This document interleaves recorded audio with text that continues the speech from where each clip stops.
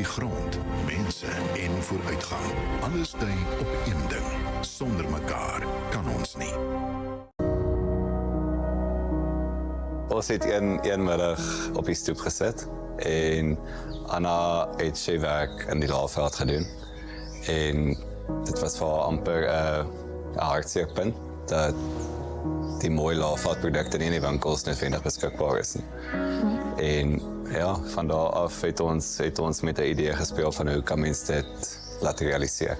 Die Laagveld Spain so tans is 'n baanbreker aanlyn platform waar ons plaaslike produkte bekendstel wat stories vertel. Stories oor ons gemeenskap, oor mense, oor vakmanskap en net oor die talent wat ons in die Laagveld het en wat mense dan met hulle produkte doen wat hulle hierso produseer. Ons sit in die Laagveld met soveel unieke produkte vanaf boerderye, blokmanne, bakkers en ander vakmanne en vrouens. En die produkte is nie altyd maklik verkrygbaar nie. Buiten die direkte areas waar daai mense die produkte produseer. En baie van die produkte is maar net op naweekmarkte en so beskikbaar. So die idee van die Laagveld Spens is om die beste produkte van die Laagveld op een platform beskikbaar te maak. Lekker gerieflik vir almal om in die hande te kry en ons die winkel is 24 ure 'n dag oop, so dis gerieflik.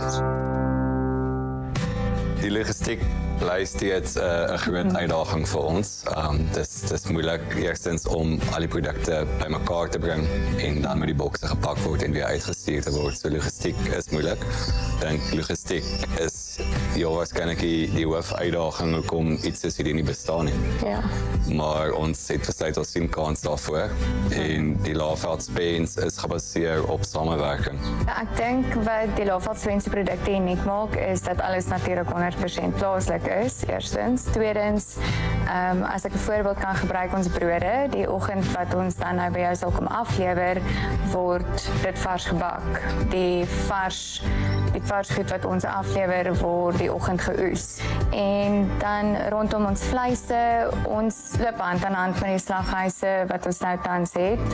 Ons kies self die produkte en ons werk saam met daai slaghuise en blokmanne om unieke produkte te ontwikkel. Ons kies 'n besigheid in terme van hulle vakmanskap, maar dan gaan handkies ons produkte uit, hulle reeksprodukte uit. So dis nie 'n geval waar ons werk met hierdie slaghuis en ons lys hulle totale reeks nie. Ons kyk na die produkte en elke produk word geëvalueer en gekies volgens sy boksies wat hy vir ons tik om te kwalifiseer vir wat ons wil.